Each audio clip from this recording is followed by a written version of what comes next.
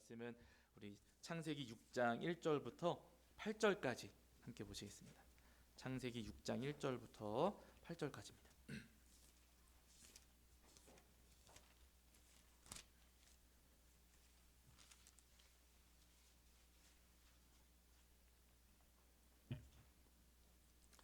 창세기 6장 1절부터 8절까지입니다.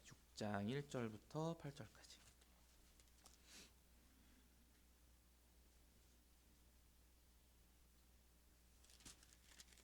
창세기 6장 1절부터 8절까지입니다. 창세기 6장 1절부터 8절까지 우리 찾으신 줄 알고 한 목소리로 합독하겠습니다. 함께합니다. 사람이 땅 위에 번성하기 시작할 때 그들에게서 딸들이 나니 하나님의 아들들이 사람의 딸들의 아름다움을 보고 자기들이 좋아하는 모든 여자를 아내로 삼는지라. 여호와께서 이르시되 나의 영이 영원히 사람과 함께하지 아니하리니 이는 그들이 육신이 됨이라. 그러나 그들의 날은 120년이 되리라 하시니라. 당시에 땅에는 네피림이 있었고 그 후에도 하나님의 아들들이 사람의 딸들에게로 들어와 자식을 낳았으니 그들은 용사라 고대의 명성이 있는 사람들이었더라. 여호와께서 사람의 죄악이 세상에 가득함과 그의 마음으로 생각하는 모든 계획이 항상 악할 뿐임을 보시고 땅 위에 사람 지으셨음을 한탄하사 마음에 근심하시고 이르시되 내가 창조한 사람을 내가 지면에서 쓸어버리되 사람으로부터 가축과 기는 것과 공중의 새까지 그리하리니 이는 내가 그것들을 지었음을 한탄함이니라 하시니라. 그러나 노아는 여호와께 은혜를 입었더라. 아멘. 자, 오늘 저희 사경의 창세기 사경의 마지막 시간입니다. 오늘 이제 어제까지 나누지 못했던 말씀들을 오늘 다 마무리하고 정리를 하려고 하는데요. 저희가 어제까지 나누었던 내용들 잠깐 복습을 해보시면은요, 창세기 모두 몇 장으로 되어 있다고요? 50장입니다. 왜요? 시작이 반이니까 50장 이렇게 외우시면 되시고요. 이 50장의 말씀을 크게 둘로 나누는데 원역사와 족장사 두 부분으로 나누어요. 근데 원역사와 족장사를 나누는 그 기준점이 되는 장이 몇 장이라고요? 11장입니다. 왜냐면 젓가락 생각하시면 젓가락이 쭉 나눠지니까 11장을 기점으로 원역사와 족장사가 나누어진다 이렇게 이해하시면 됩니다. 그래서 원역사 부분에는 5가지 중요한 사건이 있고요. 족장사 부분에서는 5명의 인물들을 하나님께서 이제 그 도구 삼으셔서 하나님의 역사를 이루어 가시게 됩니다. 그래서 저희가 지난 화요일부터 1장부터 11장에 있는 원역사 말씀을 살펴보고 있는데요. 원역사에는 중요한 5가지 사건이 먼저 하나님께서 세상을 창조하셨고 그 세상에서 사람들이 그 아담과 하와가 범죄하여 타락하는 일이 있었습니다. 그러고 나서는 그 타락한 사람들을 이제 하나님께서 죄 지은 사람들을 에덴에서 이제 내보내셨는데 그들이 나름대로의 세상을 이루면서 자손이 번성하면서 사회를 이루면서 살았지요. 근데 그렇게 번성하며 살아갈 때 그 사람들이 다시 죄를 짓게 돼요. 그래서 하나님께서 죄로 가득해진 이 세상을 홍수로 심판하십니다. 이제 오늘 살펴볼 말씀이세요. 홍수로 심판하셨고 그 이후에 다시 하나님께서 노아의 가족들을 통해서 새롭게 다시 하나님의 나라 하나님의 세상을 만들어 가시려고 하시는데 그 이후에도 여전히 사람들이 또다시 죄를 짓게 됩니다. 그게 바벨탑으로 상징되어지는 이제 보여지는 이제 사건인데요. 오늘 이제 저희가 다 나누지 못했던 이제 홍수와 민족들 그 바벨탑 사건 저희가 이제 오늘 살펴보려고 합니다. 자, 제가 계속 말씀드리지만은요, 이 세상은 하나님께서 창조하실 때 말씀으로 창조를 하셨고 말씀으로 창조하셨기 때문에 창조된 우리들 하나님의 손으로 창조된 우리들도 말씀으로 창조된 이 세상 속에서 하나님의 말씀을 따라 살아야 된다라고 말씀을 드렸어요. 말씀으로 창조된 이 세상을 살아가는 우리의 삶은 반드시 하나님 말씀을 따라야만 합니다. 그 말씀을 어기는 것이 죄인 것이고 우리가 죄를 지으면 하나님께서 말씀으로 묶어두신 어둠과 홍수 그 물과 그리고 혼돈들이 다시 우리 삶을 괴롭히게 되는 거예요. 그래서 아담과 하와도 죄 지었을 때 하나님께서 그들에게 고통을 주시잖아요. 그 고통의 원인이 바로 우리의 죄라는 겁니다. 그래서 우리 삶에 무언가 문제가 있을 때 회개해야 된다고 말하는 것도 틀린 것은 아니세요. 다만 우리가 주의해야 될 것은 뭐냐면요, 누군가 아프실 때 회개해야 돼 이거를 주의해야 된다는 거예요.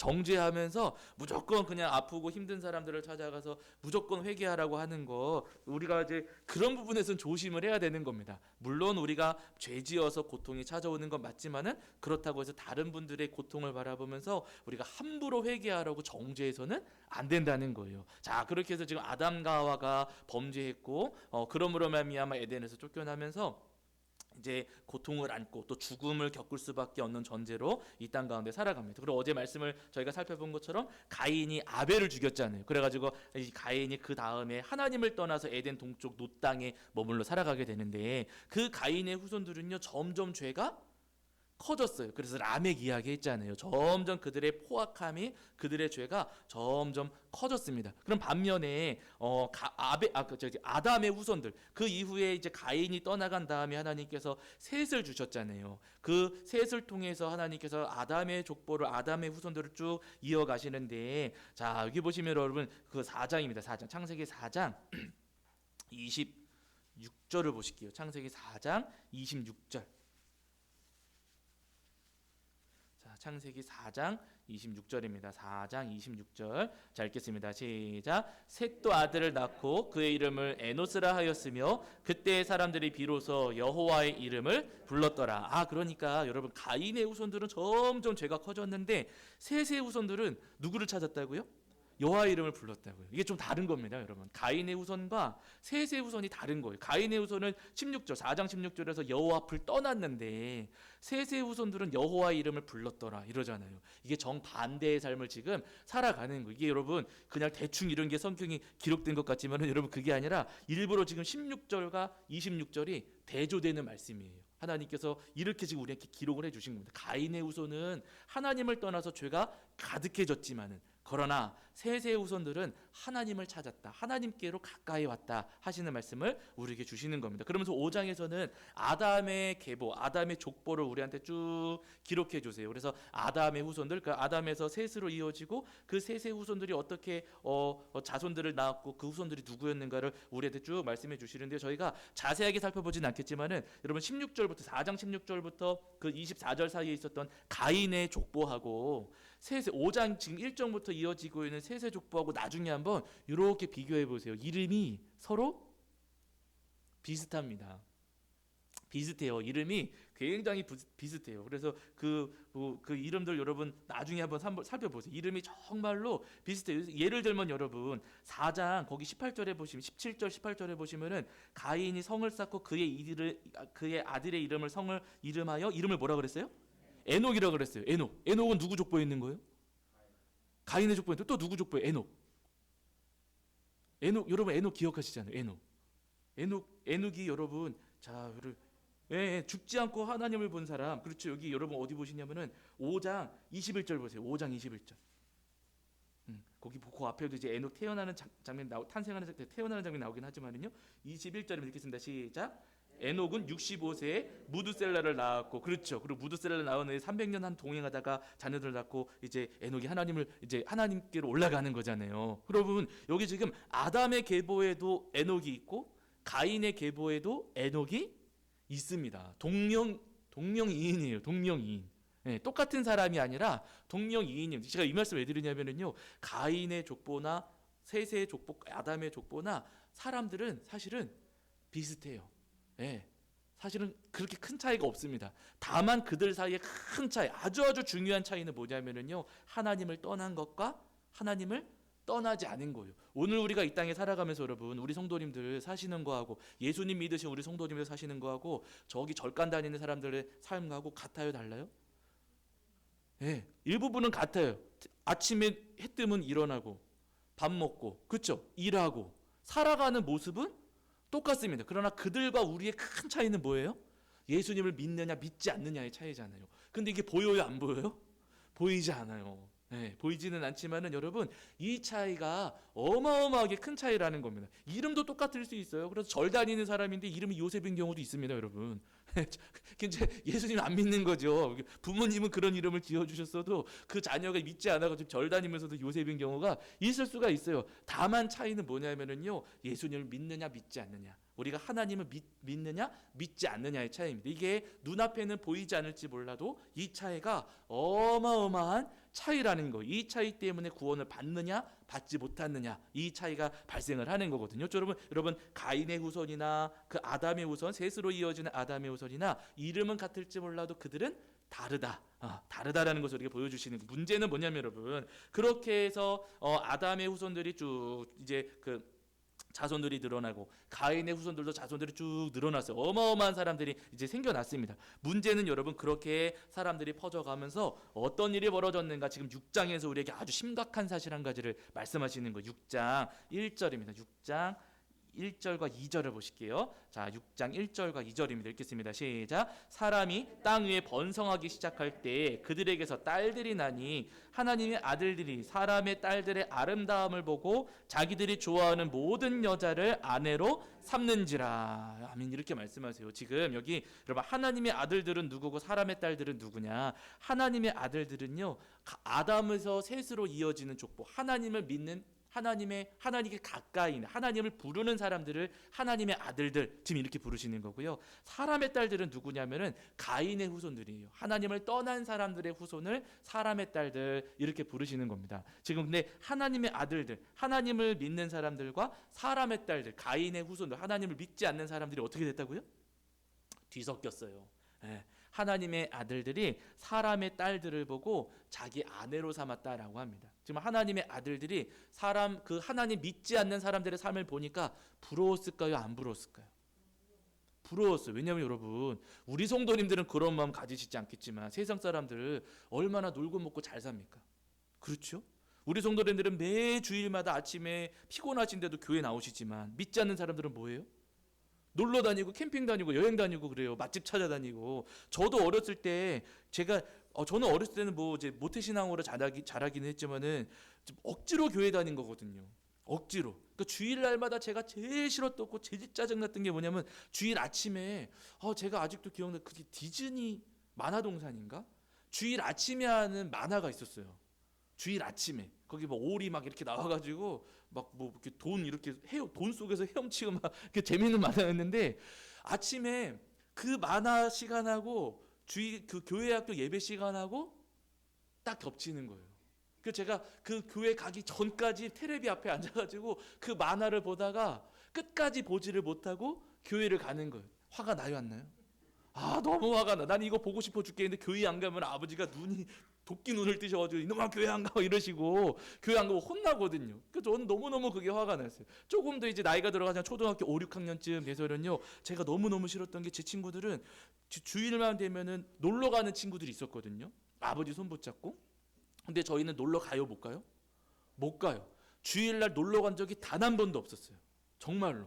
그래서 저는 아버지 손 붙잡고 어디 놀러 가는 게 제 소원 가운데 하나였어요. 교회 안 가고 한번 놀러 가고 싶다. 근데 저는 놀러 다니지도 못하고 그냥 교회 갔다가 오는 거예요. 여행 한번 제대로 가지 못하고. 이게 너무너무 싫은 겁니다. 그래서 저도 저 친구들처럼 나도 좀 놀러 다녔으면, 저 친구들처럼 좀 여행 가봤으면 하는 마음이 있었거든요. 근데 그 마음이 제가 언제 사라졌냐면요, 이거 오늘 본문하고 좀 관계없는 이야기지만 제가 언제 사라졌냐면, 어린이날이 있잖아요. 어린이날은 여러분 주일하고 겹치지가 않았어요. 그래서 제가 저러고 졸라가지고, 어머니 졸라가지고 저기 에버랜드, 그때는 자연농원이었거든요. 그 수원에서 자연농원 가까우니까 놀러 가자고. 어린이날 때가 뭐 주일날은 뭐 놀러 가지도 못하고, 그러니까 어린이날만이라도 거기 좀 놀러 가지고 막 저러고 졸라가지고 어린이날 그 자연농원을 갔어요. 제가 거기 가고 나서 놀러 가고 싶은 마음이 싹 사라져버렸어요. 왜냐하면 사람이 어마어마하게 많은 겁니다. 이거 잘못하다가 엄마 손 놓쳐가지고 이거 고아되겠더라고요. 그래서 제가 그날 그 어린이날 자연농원을 다녀온 다음에 어디 놀러 가고 싶다는 마음이 싹 사라져 버렸어요. 이거 어디 놀러 가는 게 보통 일이 아니로구나. 이거 엄마 잃어버릴 수도 있겠다 싶은 마음 때문에 그 이후로는 놀러 가고 싶다는 마음이 잘 들지는 않았습니다. 그러나 여러분, 우리 마음이 이제 그런 마음들이 있거든요. 세상 사람들이 잘 즐기고 놀고 재미나게 그 세상 즐기는 모습 보면은요, 우리도 저랬으면. 그리고 세상 사람들 교묘하게 또 그냥 그 살짝 법을 어겨가면서 남 속여가면서 돈 벌고 하는 거 보면은요, 저들처럼 우리도 좀 장깨 부려가지고 돈 좀 벌어봤으면, 이런 마음 들 수 있거든요. 근데 이때 당시에 그 창세기 시절에 아담의 후손들도 그런 마음들이 저는 있었던 것 같아요. 아담의 후손들이 살아가는 모습과 가인의 후손들이 살아가는 모습을 가만히 볼 때, 가인의 후손들은 무슨 성도 짓고 막 노래도 부르고 무슨 기술도 발전시키고 목축도 하면서 저들이 잘 살아가는 모습 보면서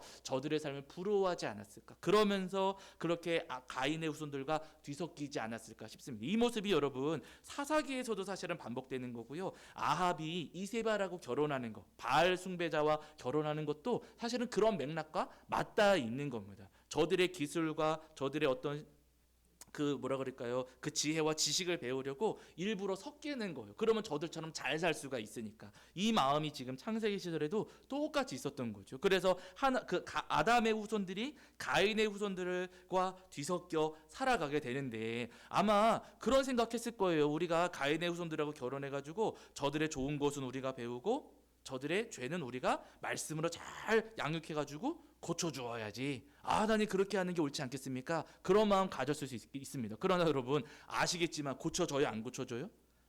안 고쳐져요. 뭐 믿지 않는 사람하고 결혼해서 그 사람을 전도하는 게 예수님 원하시는 거 아니겠느냐? 우리가 아주 용기 있게 말할 수 있겠지만은 여러분 그게 돼요? 안 돼요? 안 돼요. 평생 눈물 흘리면서 해야 되는 겁니다. 평생 눈물 흘리면서 해도 안 될 수가 있어요. 굉장히 고통스러운 거거든요. 오히려 여러분 반대로 믿지 않는 사람과 믿는 사람이 결혼하면 누가 물들어요? 믿는 사람이 물들어가지고 교회 안 다니는 경우가 많습니다. 생각을 해보세요. 깨끗한 흰 옷을 입고서는 아주 그냥 먹물 묻은 친구하고 묻어서 만나가지고 놀았어요. 그럼 누가 더러워지는 거예요? 제가 깨끗해집니까? 내가 더러워지는 겁니까? 내가 더러워지는 거죠. 흰 옷 입은 사람이 더러워질 수밖에 없습니다. 마찬가지로 여러분 아담의 후손들이 가인의 후손들과 만나서 결혼했을 때 아담의 후손들이 오히려 죄에 물들어간 거예요. 그 죄에 물들어가는 거예요. 그래가지고 여러분 하나님께서 그 모습을 보셨습니다. 아담의 후손들마저도 가인의 후손들과 결혼하면서 그들과 함께 뒤섞여 살아가면서 그들이 똑같이 죄짓고 살아가는 것을 보셨어요. 그래서 6장 5절에 사람의 죄악이 세상에 가득함과 그의 마음으로 생각하는 모든 계획이 항상 악할 뿐임을 보시고 다시 세상이 그렇게 하나님께서 기대하신 것과 다르게 온 세상이 죄로 물들어 버린 것을 보시고 하나님께서 마음에 근심하시고 한탄하셨습니다. 그러면서 안 되겠다. 세상이 하나님께서 말씀으로 창조하시면서 보시기 좋으셨던 세상이었는데 그 세상이 지금 하나님께서 보실 때 한탄하시는 세상, 근심이 되시는 세상이 되어버렸다는 거예요. 그러면서 하나님께서 그 세상을 다시 심판하셔야겠다. 근데 이 심판은 사실은 물로 청소하는 겁니다. 저희가 이제 조금 이따 말씀드리겠지만은요, 하나님께서 이 사람들을 죄 짓는 사람들을 세상에서 쓸어버려야겠다라고 마음을 가지시고 세상을 심판하실 계획을 세우십니다. 다만 그렇게 하나님께서 세상을 심판하시고 징계하시는데 누구 한 사람만 구별하셨다고요? 노아 한 사람을 구별하셨습니다. 그래서 여러분 6장 8절을 보실게요. 잘 아시는 말씀이지만 자 6장 8절입니다. 6장 8절입니다. 읽겠습니다. 시작. 그러나 노아는 여호와께 은혜를 입었더라. 모든 사람들은 하나님께서 심판하시되 노아는 안 된다. 노아는 내가 구원해야겠다라고 생각하셨다는 거예요. 왜 노아를 하나님께서 구원하시려고 하셨는가? 9절 보세요, 여러분. 9절. 자, 그 뒤에 이어진 6장 9절입니다. 읽겠습니다. 시작. 이것이 노아의 족본이라. 노아는 의인이요 당대의 완전한 자라. 그는 하나님과 동행하였으며. 아멘. 이렇게 말씀하세요. 노아를 하나님께서 왜 구원하시고 노아에게 은혜를 주셨는가? 노아는 의인이고 당대의 완전한 자고 하나님과 동행하는 사람이었다라고 말씀을 하십니다. 여기서 의인이다, 완전한 자다, 하나님과 동행하는 사람이다. 이 말씀이 여러분 어떤 의미냐면요, 도대체 무엇을 보고 그렇게 말씀을 하셨는가? 그 뒤에 노아 할아버지가 이런 방주 짓는 장면을 보시면은요, 무엇이 의인이고 누가 완전한 자고 누가 하나님과 동행하는 사람인가를 우리가 알 수 있습니다. 결론부터 말씀드리면은요, 하나님께서 보실 때 의인이라고 하시는 사람은요, 말씀을 따르는 사람이에요. 네, 세상을 말씀으로 창조하셨을 때 하나님의 말씀을 따르는 사람이 의인이고 완전한 사람이고 하나님과 동행하는 사람입니다. 여러분 방주 짓는 장면 제가 여러 번 우리 성도님들께 말씀을 드렸지만은요, 하나님께서 방주의 도면을 노아 할아버지한테 보여주세요. 방주는 크기가 어떻게 해야 된다, 너비는 얼마야 된다. 그래가지고 여러분 여기 보시면은 여기 6장 15절 같은데 보시면은요, 방주의 도면을 하나님께서 노아 할아버지한테 말씀해 주셨어요. 그런데 여러분 생각해 보세요. 하나님께서 도면을 주셨는데 이 도면이 내 마음에 들지 않아요. 모양을 좀 더 냈으면 좋겠어요. 그럼 어떻게 하시겠어요? 내 마음대로 바꾸시겠습니까? 그래도 내 마음에 들진 않지만 말씀대로 하시겠습니까? 예, 말씀대로 하는 게 맞지요. 근데 보통 같은 경우 여러분 말씀대로 하기보다 이거는요 하나님 유행이 아닙니다. 요즘에는 이렇게 배 만들지 않습니다. 라고 하면서 자기 마음대로 고칠 수가 있어요. 특별히 여러분 하나님께서 지금 여기 여러분 그 만들라고 하신 방주, 이 방주는요 배가 아니에요. 우리는 배라고 부르고 있지만은 엄밀히 말하면 배가 아니라 상자입니다. 상자, 나무 상자. 예, 나무 상자라고 보시는 게 더 정확하세요. 나무 상자. 하나님께서 네모난 나무 상자를 지금 만들라고 하시는 거예요. 그 나무 상자를 만들어 가지고 그 배에 타라고 말씀하시는데 이 노아 할아버지는요 하나님께서 말씀하신 그대로 이 방주를 지었다는 겁니다. 자기 마음에 들지 않을 수도 있고 이게 지금 뭐 물에 뜰지 안 뜰지 이것도 가늠할 수 없는데 말씀하신 그대로만 자기 생각과 자기 생각을 집어넣거나 자기 마음대로 고치는 것도 아니고 말씀하신 그대로만 다 지었습니다. 그래서 여러분 6장 22절을 보시면은 22절에 말씀하시거든요. 자, 읽겠습니다. 시작. 노아가 그와 같이 하여 하나님이 자기에게 명하신 대로 다 준행하였더라. 하나님 명하신 대로 다 했다는 거예요. 예, 자기 뜻대로 고치거나 바꾸지 않고요 말씀하신 그대로 했습니다. 예, 그리고 이 방주에다가 이제 그 뒤에 보시면은 짐승들을 태우거든요. 홍수가 일어나기 전에 짐승들 태우는 장면은 7장에 쭉 나오거든요. 네, 여기 짐승들을 여러분 참 재밌는 말씀이기는 한데 이 말씀을 세밀하게 보시면 시간이 많기 때문에 세밀하게 오늘 살피지는 않을 거예요. 근데 여기서 우리가 주목해 볼 것은 뭐냐면 하나님께서 이제 방주에 짐승들을 태우라고 하시면서 여기 보세요. 자, 7장 여러분 3절 보실게요. 7장 3절. 7장 3절입니다. 읽겠습니다. 시작. 너는 7장 2절. 7장 2절이요. 7장 2절 읽겠습니다. 시작. 너는 모든 정결한 짐승은 암수 7씩 부정한 것은 암수 2씩을 내게로 데려오며 하면서 하나님께서 짐승들을 태우라고 말씀을 하세요. 부정한 짐승이나 정결한 짐승이나 다 방주에 태우라고 하십니다. 근데 제가 예전에도 말씀드렸지만 방주에 태우는 짐승 가운데 노아 할아버지가 좋아하는 짐승도 있고 싫어하는 짐승도 있을 수가 있잖아요. 저 같은 경우는 강아지 고양이는요 7쌍 이게 아니라 한 700쌍 태울 수도 있을 것 같아요. 많이 태워가지고 그 강아지 고양이하고 저를 많이 지내고 싶습니다. 근데 여러분 만약에 뱀도 태우긴 태워야 될 거 아니에요? 네? 무서운 짐승들 뭐 도마뱀 이런 것도 있을 수 있는데 뱀이 저기서 자기도 타야겠다고 막 낼름낼름거리면서 막 귀여워요. 그럼 저 같으면 태울까요 안 태울까요? 문 딱 닫고 만선입니다. 이제 끝났습니다. 저는 그럴 것 같아요. 선착순 끝났습니다. 그럴 것 같아요. 태우기 싫어요. 근데 여러분 태워요 안 태워요? 노아 할아버지는 태워요. 내 마음에 드는 것만 하는 게 아니라 내 마음에 들지 않는 것도 했다는 겁니다. 방주 짓는 거 너무 힘들거든요. 힘들어도 하나님 말씀하신 그대로 했고 내 마음에 들지 않아도 노아 할아버지는요 자기 마음과 관계없이 하나님 말씀하신 그대로 다 지었다는 거예요. 다 그 짐승들을 태우고 방주를 지어드렸다는 거예요. 하나님께서 노아를 보시면서 의인이다 라고 하신 이유가 여러분 여기 있는 겁니다. 하나님께서 말씀하실 때 자기 생각과 자기 계획대로 하나님 말씀을 바꾸고 고치고 해가지고 자기 마음대로 하는 것 아니라 말씀하신 그대로만 했어요. 그렇게 했더니 하나님께서 노아와 노아의 가족들을 이 방주에 태워주시고 하나님께서 이 방주로 노아와 노아의 가족들을 구원해 주시는 겁니다. 다시 이야기하면은요 말씀대로 했던 그 노아를 하나님께서 구원해 주시는 거예요. 이 노아의 방주는요 노아가 말씀대로 했다는 것을 보여주시는 아주 중요한 증거가 되는 겁니다. 그렇게 말씀대로 했기에 하나님께서 구원해 주시는데요. 이 방주에서 우리가 주목해 볼 게 사실은 몇 가지가 있었는데 다 살펴볼 수는 없고 제가 앞서 말씀드렸지만 이 방주는 네모 반듯한 상자라고 말씀드렸잖아요. 그럼 여러분 배인데 상자예요. 배인데 배에 있어야 할 것이 없어요. 뭐가 없어요? 첫 번째 키가 없어요. 그렇죠. 배라면 이렇게 방향을 잡아야 되는 키가 있어야 되는데 키가 없고 또 뭐가 없어요?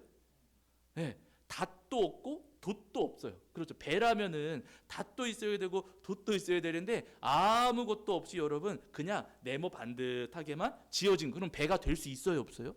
없어요. 뭔가 우리 방향을 바꿔가면서 피하기도 해야 되고 바람도 타야 되고 때로는 어디 멈춰서기도 해야 되는데 그렇게 배를 조종하고 움직일 수 있는 것들이 아무것도 없습니다. 그냥 네모나게만 만들라고 하신 거. 왜 그랬을까요? 이 배의 주인이 누구세요? 하나님이시니까.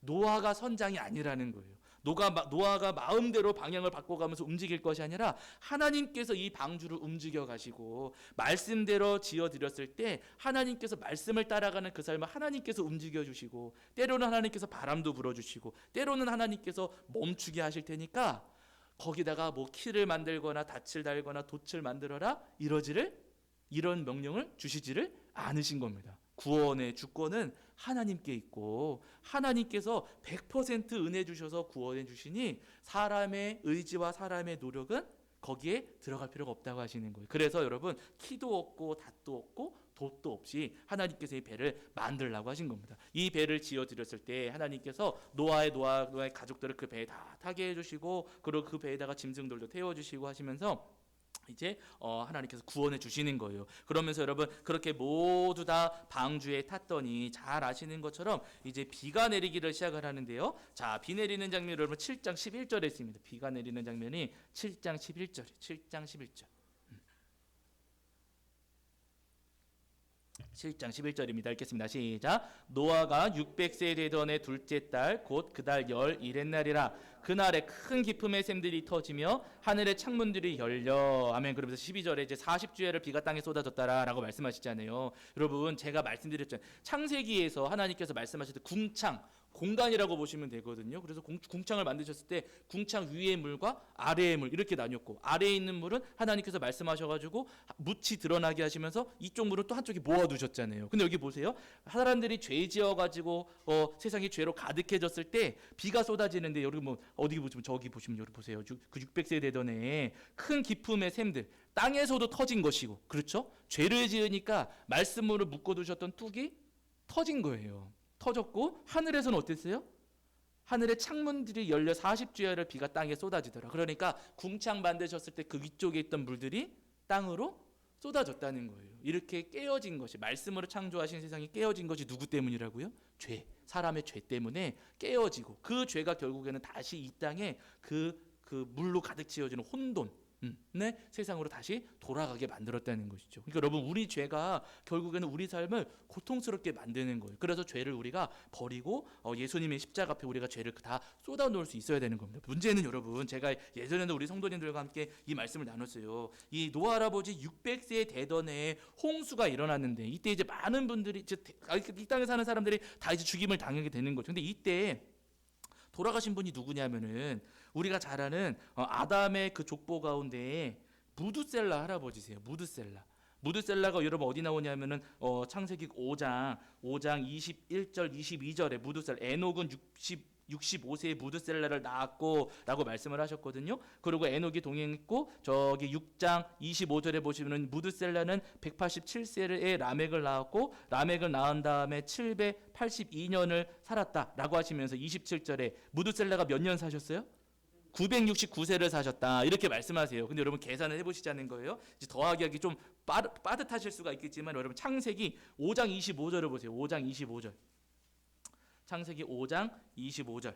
자, 5장 25절에 자, 거기 보시면 눈으로 보시면은 무드셀라가 라멕을 낳은 때가 187세. 그쵸? 무드셀라 할아버지 187세 때 라멕을 낳았어요. 그리고 5장 28절을 보세요. 5장 28절. 거기 보시면 라멕은 182세의 아들을 낳았는데 그 아들이 누구예요? 노아예요. 아, 그러면 187 더하기 182 하시면 일단은 그때가 노아 할아버지가 태어난 때겠죠? 그렇죠? 자, 그 다음에 노아 할아버지 600세 되던 해에 홍수가 일어났어요. 거기에다가 이제 600을 더하시면 되세요. 그럼 몇이 될까요? 969가 됩니다. 네, 969. 이게 누구 나이하고 같아요?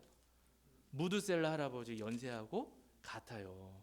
그래서 이제 이 부분에서 해석은 이제 두 가지로 갈립니다. 무드셀라 할아버지도 홍수로 심판을 당하신 것이다 하는 분들도 계시고, 아니다, 하나님께서 무드셀라 할아버지가 죽을 때까지 기다렸다가 홍수를 일으키신 것이다 라고 보시는 분들이 이제 둘로 해석이 나뉘어지기는 합니다. 근데 여기는 사실은 정답은 없어요. 그냥 우리가 성경 본문 안에서 나름대로 결론을 내리면 되기는 하거든요. 저는 개인적으로 이제 저를 따라오시라고는 제가 강요해 드리지는 않습니다. 무드셀라 할아버지를 기다리셨다가 하나님께서 심판하셨을 수도 있으세요. 근데 다만 제 마음에 걸리는 것은 뭐냐면은요, 5장 그 6장 말씀에서 당대의 의인은 노아 할아버지 한 분이었다는 그 구절 때문이에요. 네. 당대의 의인은 노아 할아버지였다고. 오래 사시기로는 무드셀라 할아버지가 더 오래 사셨죠. 근데 그럼에도 당대의 의인은 무드셀라 할아버지다 이러지 않으시고 하나님께서 노아라고만 하셨어요. 무드셀라 할아버지 포함하실 수도 있는데 이 부분을 볼 때 어쩌면 무드셀라 할아버지도 그렇게 심판의 대상 가운데 한 분이었을 수도 있겠다. 그냥 단정 짓지는 않고요. 가능성이 있을 수도 있겠다. 저는 이렇게 생각은 합니다. 그러나 여러분 그게 아니라 반대로 하나님께서 무드셀라 할아버지를 기다려 주셨을 수도 있으세요. 이거는 저희가 천국 가서 여쭤봐야 돼요. 거기에 무드셀라 할아버지 계신가 일단 찾아봐야 되고 하나님께 가가지고 하나님 그때 기다려주신 거예요? 심판하신 거예요? 근데 물론 우리가 먼저 천국 가야겠죠. 지옥 가서는 물어볼 수 없으니까. 어쨌든 나중에 우리가 천국 가서 이 답은 하나님께 여쭤봤으면 좋겠습니다. 어쨌든 중요한 것은 하나님께서 그렇게 물로 죄로 가득한 세상을 물로 심판하셨어요. 심판이라고 말씀하시지만 여러분 동시에 청소입니다. 청소. 깨끗하게 청소하실 때 뭐 하세요? 물로 하잖아요. 여기 교회도 여러분 바다 때가 되면은 여기 까맣게 되면은 제가 여기다가 그 세정제 뿌리고서는 뺑 돌려가지고 청소하거든요. 여러분 청소할 때 그 물로 이렇게 깨끗하게 하는 게 청소하는 거예요. 하나님께서도 세상을 완전하게 창조하셨고 보시기에 좋게 창조를 하셨는데 그 세상이 죄로 더러워지니까 하나님께서도 물로 세상을 청소하시는 겁니다. 그래가지고 여러분 노아 할아버지는 함께 쓸려가지 않도록 구별해 두시고 그렇게 물로 세상을 깨끗하게 하신 다음에 노아 할아버지와 노아 할아버지 그 가족들을 다시 땅으로 이 땅에 다시 이제 나오게 하셔가지고 그 가족들을 통해서 세상을 하나님께서 다시 만들어 가시잖아요. 아주 세상을 없애시는 게 아니라 물로 깨끗하게 하신 다음에 다시 하나님께서 새로운 역사를 이루어 가십니다. 그래서 여러분 저희가 그 예레미야 말씀을 읽으실 때도 하나님께서 예레미야를 통해서 말씀 주실 때 바벨론으로 붙잡혀가는 사람들이 좋은 무화과 열매예요? 나쁜 무화과 열매예요? 좋은 무화과라고 말씀을 하셨어요. 우리가 볼 때는 끝까지 버티는 게 옳은 것 같지만은 하나님 말씀은 그게 아니시고 너네 빨리 붙잡혀 가라. 내가 여기 지금 청소하려고 하는데 너네 저쪽으로 가 있어라 라고 하시는 거예요. 여러분 청소하시려고 하시는데 아들 딸이 누워가지고 텔레비 보고 있어요. 뭐라 그러세요? 가만히 있어라 라고 하십니까? 저쪽 가 있어 이러시겠습니까?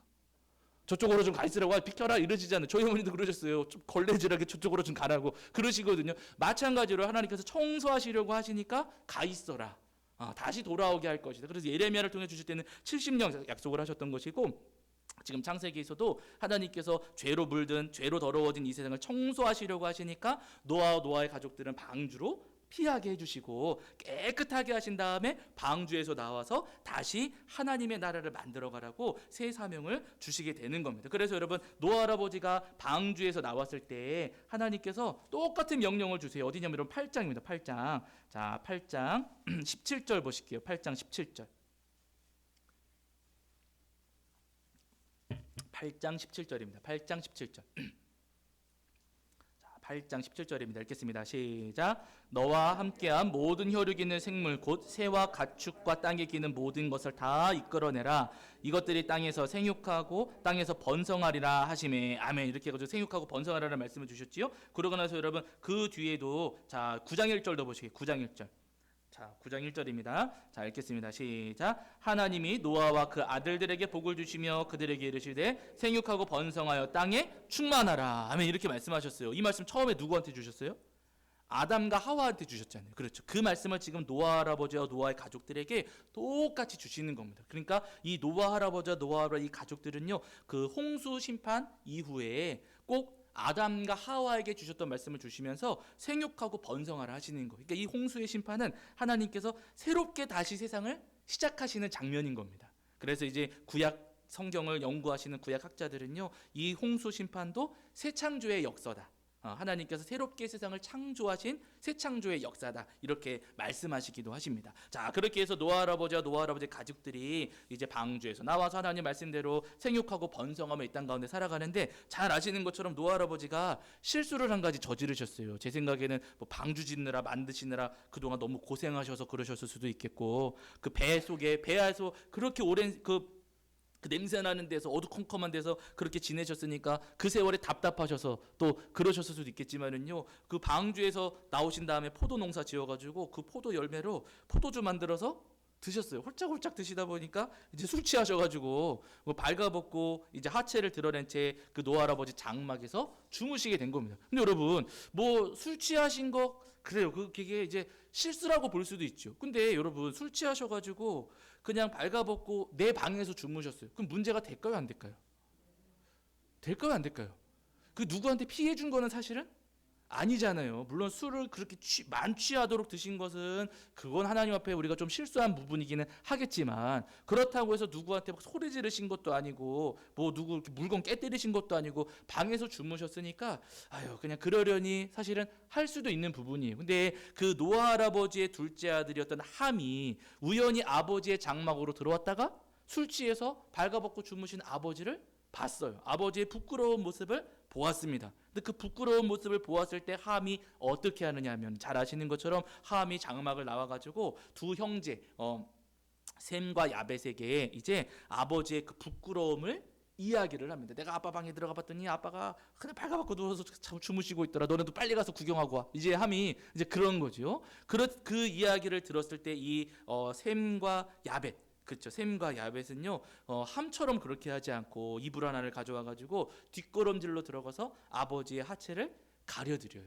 네, 부끄러움을 덮어줍니다. 나중에 노아 할아버지가 술에서 깨신 다음에 이제 그 아들들을 불러다 놓고 이야기를 하는데, 함에 대해서는 여러분 저주를 해요. 여기 보시면 여러분 어디 나오냐면은 9장 24절입니다. 9장 24절, 24절과 25절입니다. 9장 24절과 25절. 창세기 9장 24절과 25절입니다. 9장 4절과 25절. 자, 읽겠습니다. 시작. 노아가 술이 깨어 그의 작은 아들이 자기에게 행한 일을 알고 이에 이르되 가나안은 저주를 받아 그의 형제의 종들의 종이 되기를 원하노라 하고, 이렇게 말씀하십니다. 이 가나안이 함의 후손들이거든요. 함의 후손들은 다른 형제의 종들의 종이 되기를 원하노라. 종의 종이 되기를 원한다는, 그냥 종도 아니고 종의 종이 되기를 원한다라고 하면서 이 함의 후손들 가나안 그 백성들을 하나님께서 이렇게 아주 노아 할아버지가 아주 무섭게 저주하는 말을 하게 되는 거예요. 실제로 이 가나안 족속들은 이제 나중에 이스라엘 백성들의 이제 그 뭐라 그럴까 지배를 받게 되기는 하잖아요. 실제 이런 일들이 벌어지기는 합니다. 아니 근데 왜 이렇게 함에 대해서 이렇게 무섭게 징계하시는 것일까? 셈과 야벳에 대해서는 그러지를 않거든요. 오히려 복을 내려주는데 왜 함에 대해서 이렇게 아주 무서운 징계를 내리는가? 부끄러움을 덮어주지 않았기 때문이에요. 저희가 어제 말씀을 나눴지요. 아담과 하와가 죄지어가지고 에덴 동산을 쫓겨날 때 하나님께서 어떻게 하셨어요? 가죽옷으로 그들의 부끄러움을 덮어주셨잖아요. 우리 하나님은 덮어주시는 하나님이세요. 우리가 실수도 하고 잘못도 하고 우리가 문제 일으킬 수 있죠. 그럴 때마다 우리 하나님은 우리의 부끄러움을 들춰내시면서 야 고준도 쟤 저거 잘못했다, 쟤 말실수 저거 했다, 찬송가 맨날 자꾸 숫자 틀린다면서 우리의 부끄러움을 들춰내시는 하나님이 아니세요. 하나님은 덮어주시고 감싸주시는 주님이십니다. 우리 하나님의 마음은 그런 하나님이세요. 그런데 여러분 함은 어떻게 했다고요?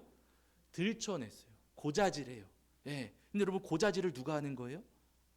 참소하는 자, 사단이 하는 일이잖아요. 그렇죠. 여러분 이게 지금 아주 우리에게 중요한 모습을 보여주고 있는 거예요. 함은 아버지의 부끄러움을 보았을 때 덮어주는 게 아니라 그것을 들춰내고 고발하고 사람들한테 막 퍼뜨리는 사람이었어요. 물론 뭐 우리식으로 이야기하면 사실, 적시, 명예훼손 뭐 이렇게 말할 수도 있겠죠. 사실은 사실이에요. 아버지가 부끄러운 모습으로 자고 있었으니까. 그러나 우리 하나님이 원하시는 것은요, 하나님께서 우리의 부끄러움을 가려주시고 덮어주시는 것처럼 우리도 그렇게 누군가의 부끄러움을 가려주고 덮어주기를 원하신다는 거예요. 그런데 함이 그걸 하지 못한 겁니다. 그걸 하지 않고 오히려 사단이 하는 것처럼 그렇게 사람 그 부끄러움을 들춰내고 정죄하고 드러내니까 그 부분에 대해서 징계하시고 심판하시는 겁니다. 바른 여러분, 오늘 우리의 부끄러움을 덮어주시는 하나님의 은혜, 그 은혜들을 우리 성도님들이 기억하시면서 우리 성도님들도 다른 분들의 부끄러움을 기꺼이 덮어주실 수 있는 저와 여러분이 되기를 주의 이름으로 간절히 축원합니다. 물론 여러분 들춰내는 게 재밌기는 해요. 그러나 하나님의 마음은 아니십니다. 그것은요 사단의 마음이에요. 우리 예수님도 그 가늠한 여인을 덮어주신 것처럼 우리들도 덮어주는 것이 마땅합니다. 자, 그렇게 해서 이제 하나님께서 이제 노아의 가족들이 노아의 후손들이 쭉 흩어져 살아가게 되는데요. 그 10장 말씀이 이제 노아의 족보예요. 노아 후손들의 족보가 쭉 기록되어 있습니다. 자, 그 후손들의 이제 여러 자손들이 태어나고 수많은 사람들이 태어나는데 여기서 우리가 주목해 볼 한 사람이 있어요. 함의 후손 가운데 어떤 사람이 태어나는가? 여러분 6절을 보실게요. 6절. 여기 8절부터 12절입니다. 8절부터 12절. 8절부터 12절.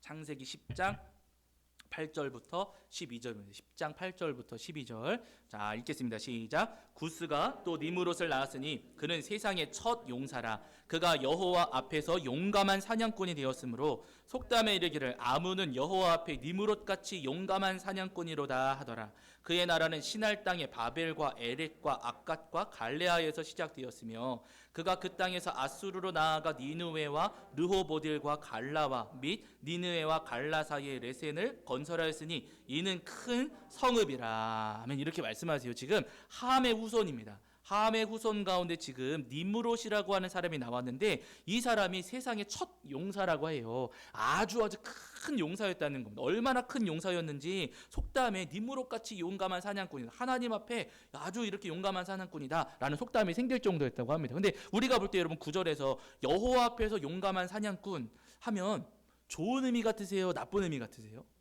우리가 볼 때 용감한 사냥꾼 그러니까 좋아 보이잖아요. 근데 여러분 이게 좋은 의미가 아니에요. 니므롯이라고 하는 이 이름에는 반역하다라고 하는 뜻이 들어있거든요. 그러니까 이 니므롯은 여러분 어떤 사람이냐면은 여호와 앞에 용감한 사냥꾼이라고 했을 때 하나님을 대적하여 싸우려고 할 정도로 아주 그렇게 그 기계가 대단했던 사람, 이런 의미입니다. 용감하다는 것이 여러분 하나님 편에 서가지고 용감하게 싸웠다 이게 아니라 하나님을 대적하고 반역하려고 했던 사람. 자기 힘을 의지하면서 그렇게 하나님을 대적하고 반역하려고 했던 사람이라는 거예요. 그런 사람이 이 니므롯이 세운 것이 뭐냐면은요. 자, 여러분 창세기 11장 1절부터 4절입니다. 창세기 11장 1절부터 4절입니다. 창세기 11장 1절부터 4절. 나중에 이 니므롯이 아수르와 바벨론의 조상이 되는 거예요. 네. 자, 나중에 이제 저희가 또 기회 있으면 살펴보겠고요. 자, 지금은 11장 1절부터 4절을 보시겠습니다. 11장 1절부터 4절 말씀. 자, 읽겠습니다. 시작. 온 땅의 언어가 하나요 말이 하나였더라. 이에 그들이 동방으로 옮기다가 시날 평지를 만나 거기 거류하며 이에 그들이 동방으로 옮기다가 죄송합니다. 서로 말하되 자 벽돌을 만들어 견고히 굽자하고 이에 벽돌로 돌을 대신하며 역청으로 진흙을 대신하고 또 말하되 자 성읍과 탑을 건설하여 그 탑 꼭대기를 하늘에 닿게 하여 우리 이름을 내고 온 지면에 흩어짐을 면하자 하였더니. 아멘. 이렇게 말씀을 하고 있어요. 여기 보시면은 여러분 사람들이 동방으로 옮겨가다가 시날 땅에서 바벨탑을 쌓았다라고 하는 장면이거든요. 근데 제가 왜 이 구절을 이제 주목하냐면은 바벨탑을 쌓은 지역이 이제 시날 평지예요. 그렇죠? 2절에 보시면은 11장 2절에 시날 평지입니다. 그런데 여러분 10장 10절 다시 한번 보세요. 10장 10절. 니므롯에 대한 말씀 속에서 자 그의 나라 읽으실게요. 10장 10절 읽겠습니다. 시작. 그의 나라는 시날 땅의 바벨과 에렉과 악갓과 갈레아에서 시작되었으며 라고 합니다. 니므롯의 나라가 어디 있었다고요? 시날입니다. 시날. 그 시날에 바벨탑이 세워졌어요. 이거 누가 세웠을까요? 니므롯이지요. 이거 세운 사람은 니므롯입니다. 니므롯이 이 바벨탑, 이 시날 땅에다가 바벨탑을 쌓는데 니므롯이 주도해서 이 바벨탑을 쌓는 거예요. 그러면은 도대체 니므롯은 왜 바벨탑을 쌓으려고 했을까? 지금 니므롯이라는 이름에 반역하다라는 뜻이 있다는 걸 제가 말씀을 드렸잖아요. 이 니므롯이 바벨탑을 쌓았던 것은요, 뭐 여러 가지 이유가 있겠지만은 크게는 제가 두 가지로 정리해 볼 수가 있을 것 같아요. 여기 이제 자기들 입으로도 말을 해요. 여기 4절 11장 4절 같은데 우리 이름을 내고라고 하거든요. 자기들 이름을 내고 싶다는 거예요. 그러니까 지금 자기들이 스스로 하나님만큼 높아져가지고 우리 이름을 유명하게 만들자. 하나님처럼 우리가 위대해지자. 스스로 하나님이 되려고 하는 오만함이 마음이 있었던 겁니다. 반역하는 자였기 때문에 하나님이 높은 곳이 계시다라고 생각을 하면서 그 높은 곳까지 우리가 올라가서 하나님이 되자, 우리가 스스로 그렇게 아주 이름을 내자 하는 마음, 그 하나님 반역하는 마음이 있었던 것이고요. 두 번째 11장 4절에 보시면은 온 지면의 흩어짐을 면하자 이렇게 이야기를 해요. 온 지면의 흩어짐을 면하자. 도대체 이 사람들이 왜 이런 이야기를 했을까? 저 이제 혼자서는 고민을 많이 했거든요. 근데 주석책이 사실 이 내용에 대해서 설명을 잘 해주진 않으세요. 근데 저 혼자 이제 생각하기를 왜 흩어짐을 면하자고 했을까? 왜 높이 쌓아가지고 왜 여기 이 탑에 모여가지고 살고자 했을까? 이유가 있어요. 홍수 났을 때 물이 산 꼭대기까지 찼잖아요. 그렇죠. 근데 이 사람들은 지금 홍수에 대한 이야기를 알고 있으니까 그 생각을 하는 거예요. 또다시 홍수가 날 수 있는데 그때 우리가 어떻게 하면 살 수 있을까? 높이 올라가면 되겠구나. 산 꼭대기보다 더 높이 올라가면은 우리가 살 수 있겠구나. 이 생각을 한 거예요. 노아 할아버지처럼 말씀을 따라서 방주를 지어서 하나님의 은혜로 구원받자 이게 아니라 우리 손으로 탑을 높이 지어가지고 그 홍수가 났을 때 우리가 그 꼭대기 올라가서 살자. 이 얘기는 뭐냐면은요, 우리의 힘으로 구원을 이루자. 우리의 실력과 능력으로 하나님의 심판을 이겨내자 하는 마음이 지금 이들의 마음이 있었던 겁니다. 근데 저는 이게 저만 이렇게 생각하는 줄 알았는데 나중에 제가 요거 정리해 놓고 나중에 그 어느 책을 보니까 이게 유대 전승 가운데 그 미드라시 이런 이야기를 하고 있다 그러세요. 그러니까 예수님 오시기 전부터 이스라엘 백성들이 성경을 이해하고 또 그 이전부터 이렇게 성경을 풀어내면서 공부했을 때 그들의 마음, 그들의 어떤 이 바벨탑을 풀이했던 그 뭐라 그럴까 해석이 저하고 같았다고 하는데 제가 그 읽으면서 마음이 굉장히 뿌듯했거든요. 혼자서 읽으면서도 이게 너무 교만할 수 있겠지만 내가 그래도 이상하게 보지는 않았구나. 그래도 좀 제대로 보려고 노력을 했구나 하는 마음 때문에 제가 마음이 참 뿌듯하긴 했어요. 어쨌든 여러분 중요한 것은요, 흩어지지 않으려고, 이것은 그들이 스스로 자기들이 세운 그 탑으로 우리가 심판당하지 않게 심판을 면하려고 그렇게 했다는 겁니다. 여러분, 하나님께서 이걸 보실 때 좋으시겠어요? 안 좋으시겠어요? 안 좋지요. 지금 하나님을 대적하려고 하고 하나님을 이겨가지고 자기들 힘으로 구원받고 자기들 힘으로 자기들 생명을 지키려고 하니까 하나님께서 그것을 가만히 내버려 두실 수가 없는 겁니다. 그래서 가만히 보고 계시다가 내려오셔가지고 그 사람들 흩으시는데 무엇을 먼저 흩으셨는가? 자, 잘 아시는 것처럼 여러분 그들의 언어를 흩어버리십니다. 9절 보실게요. 11장 9절. 11장 9절입니다. 11장 9절입니다. 읽겠습니다. 시작. 그러므로 그 이름을 바벨이라 하니 이는 여호와께서 거기서 온 땅의 언어를 혼잡하게 하셨음이니라. 여호와께서 거기서 그들을 온 지면에 흩으셨더라. 하나님께서 언어를 혼잡하게 하셨다라고 말씀을 하세요. 왜 이유가 있어요. 11장 시작할 때 1절에서 온 땅의 언어가 하나였고 말이 하나였다라고 하잖아요. 그런데 이 말을 가지고 누가 사람들을 이끌었어요? 니므롯이. 그 말을 가지고서 니므롯이 하나님을 대적하게 하고 그 말을 가지고서 사람들을 끌어모아 가지고 바벨탑 쌓고 우리 힘으로 구원받자라고 하는 그 말들을 이 니므롯이 한 거거든요. 말이 문제가 됐던 거예요. 그래서 그 말로 지금 하나님을 대적하고 하나님의 말씀에 반역하는 일들을 하고 있으니까 하나님께서 그 말을 흩어버리시는 겁니다. 그 인간의 말로 하나님의 말씀을 대적하지 못하도록, 인간의 말로 하나님의 말씀을 반역하지 못하도록 하나님께서 지금 그 말과 언어를 흩어버리시는 거예요. 아니 어떻게 한 번에 이렇게 흩어버리실 수가 있겠습니까? 있어요. 왜냐하면 여러분 그 사도행전에 오순절 성령 강림 사건 때 언어가 배우지 않은 언어를 해요 안 해요? 성령님 임재하시니까 하잖아요. 그렇죠. 방언은 가능한데 왜 언어를 흩어버리시는 것은 불가능하다 이렇게 생각할 이유가 없다는 거예요. 방언이 가능하다면은요, 하나님께서 언어를 흩어버리시는 것도 충분히 가능한 일입니다. 그렇게 언어를 흩어버리신 것은요, 그들이 말로 하나님을 반역하고 대적하기 때문에 하나님께서 그들의 언어를 다 복잡하게 만드셔서 하나님을 대적하지 못하게끔 만드셨다는 거예요. 자, 그렇게 해서 지금 하나님께서 근데 이제 보세요. 11장 보시면은 이제 하나님께서는 노아 할아버지를 통해서 세상을 새롭게 하시고 싶어 하셨는데 하나님의 뜻대로 됐습니까? 안 됐습니까?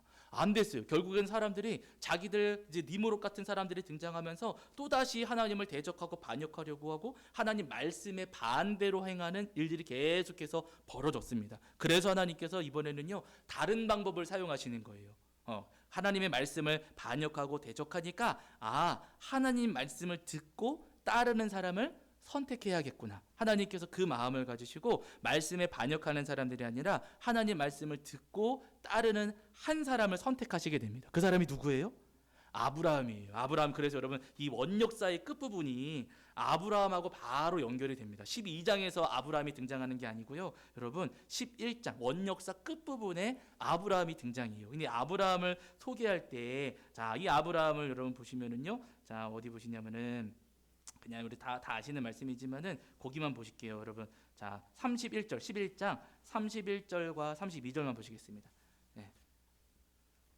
자, 저기 창세기 11장 31절과 32절입니다. 읽겠습니다. 시작. 데라가 그 아들 아브람과 하란의 아들인 그의 손자 롯과 그의 며느리 아브람의 아내 사레를 데리고 갈대아인의 우르를 떠나 가나안 땅으로 가고자 하더니 하란에 이르러 거기 거류하였으며 데라는 나이가 205세가 되어 하란에서 죽었더라. 아멘. 이렇게 말씀하시는 아브라함의 등장을 우리에게 소개해 주세요. 근데 본래 아브라함이 아버지 데라와 함께 살았던 곳은 어디냐면은요. 갈대아 우르. 지금 31절에서 갈대아 우르라고 하시잖아요. 이 갈대아 우르하고 니므롯이 바벨탑을 쌓았던 시나라고 가까운 지역이에요. 네. 그 메소포타미아 거기에 아주 가까운 지역입니다. 그러니까 니므롯이 살았던 곳과 아브라함이 살았던 곳이 사실은 지역적으로 크게 멀지는 않습니다. 다만 니므롯과 아브라함의 차이가 있다면은요. 니므롯은 자기 말을 주장했던 사람이고 아브라함은 누구 말씀을 들었어요? 하나님 말씀을 들었던 사람이에요. 유대 전승에 따르면 또 이제 그 여호수아 말씀에서도 데라 아버지 그 아브라함의 아버지 데라를 소개할 때 우상 숭배자였다고 소개를 하거든요. 여호수아 말씀에 그 말씀이 이제 언급이 되고 있어요. 여호수아 24장 2절에 이제 나오기는 하는데 어쨌든 이 데라는 우상 만드는 사람이었어요. 그러니까 아브라함은 우상 만드는 아버지 아래에서 자랐으니까 우상을 알았을까요, 몰랐을까요? 알았어요. 누구보다도 우상이 어떤 것인지를 잘 알았습니다. 가만히 보니까 우리 아버지가 우상을 만드는데 어느 날 손을 삐끗해가지고 눈이 없어졌어요. 우상 눈이. 그럼 우상 눈이 생겨요, 안 생겨요? 그 다음에는 안 생기는 거예요. 우리 아버지 손에 의해서 우상의 모양이 결정되는 겁니다. 이거를 아브라함이 본 거예요. 가만히 보니까 아버지의 손에 의해서 어쩔 때는 키가 커지기도 하고 작아지기도 하고 팔이 길어지기도 하고 짧아지기도 하고. 그럼 우상의 주인은 누구예요? 우리 아버지로구나. 이 아브라함이 이런 생각들을 가졌던 거예요. 이 내용은 유대 전승에 나오는 내용이에요. 그 아브라함이 우상 만드는 아버지를 보면서 아, 우상이 별거 아니구나. 우상은 진짜가 아니구나라는 것을 아브라함은 생각을 했다는 겁니다. 그래서 어느 날 아버지가 집을 비우셨을 때 우상들을 다 때려 부셨대요. 아브라함이. 다 때려 부셔가지고 엉망진창을 만들어 놓은 겁니다. 근데 아버지가 돌아와 봤더니 아버지가 그 데라가 조각해 놓은 우상들이 아주 난장판이 돼서 다 이렇게 부서져가지고 있는 거. 이거 누가 그랬냐고.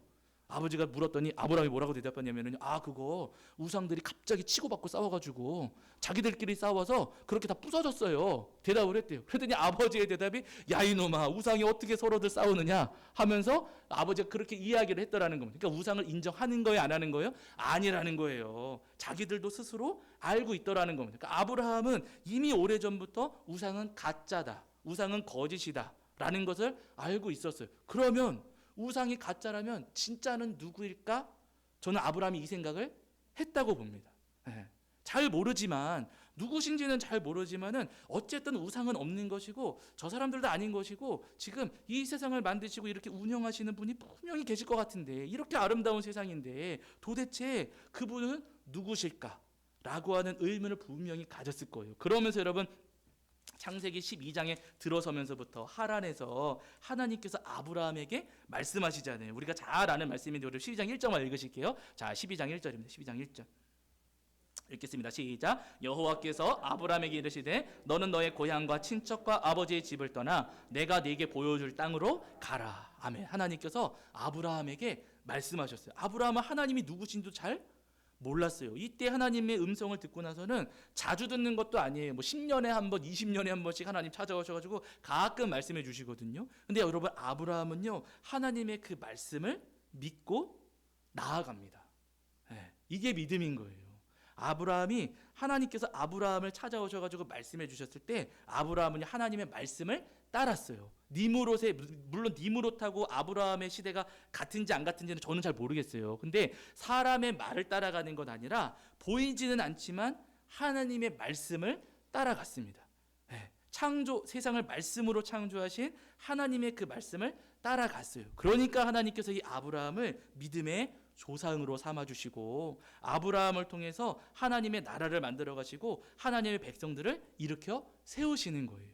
하나님께서 그래서 이 아브라함을 선택하시고 아브라함을 믿음의 조상으로 삼아 주신 겁니다. 바라는 여러분, 우리 성도님들도 이 아브라함처럼 이 시대의 믿음의 조상으로 세워지시는 저와 여러분이 되기를 주 이름으로 간절히 축원합니다. 여러분, 우리가 이 땅을 살아가지만은요, 많은 분들이 자기 생각으로 살아가요. 성경 말씀을 전해드려도 튕겨 나오는 분들이 계세요. 말씀을 아무리 열심히 전해드려도 세밀하게 막 이렇게 전달해드려도 나는 그렇게 생각하지 않아요. 나는 그렇게 듣지 않았어요. 어느 목사님은 그렇게 설명하지 않았어요. 하는 분들 계십니다. 물론 그럴 수 있어요. 그러나 제가 한 가지 아쉬운 것은 뭐냐면요, 누구 목사의 이야기보다 중요한 것이 뭐예요? 하나님의 말씀이에요. 성경이 근거가 되어야 됩니다. 네, 성경이 진리예요.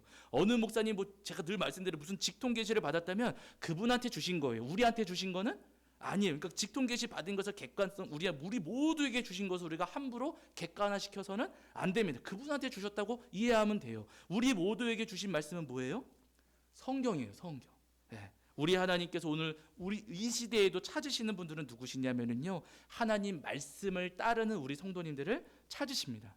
내가 뭐 어떤 박사학위가 있든 내가 뭐 어떤 인생의 경험을 가졌던 그런 것들 따라가는 거 아니라 어떤 유명한 사람의 지혜와 지식을 따라가는 것 아니라 때로는 보이지 않고 때로는 바보 같아 보이고 때로는 위험해 보인다 할지라도 그럼에도 불구하고 하나님 말씀 따라가는 우리 성도님들을 우리 하나님 지금도 찾으시고 그 성도님들을 부르셔가지고 아브라함처럼 믿음의 조상으로 삼아주시면서 우리 성도님들을 통해서 놀라운 구원의 역사를 행하실 줄로 믿습니다. 바른 여러분, 오늘 우리를 구원하시고 믿음의 조상 삼아 주실 주님의 은혜를 소망하시면서 우리 성도님들 노아 할아버지처럼 또 아브라함처럼 하나님 말씀을 따르시는 저와 여러분이 되기를 주의 이름으로 간절히 축원합니다. 자, 우리 마치겠습니다. 찬송가 546장입니다. 찬송가 546장 찬송하시고 우리 주기도문으로 마치겠습니다.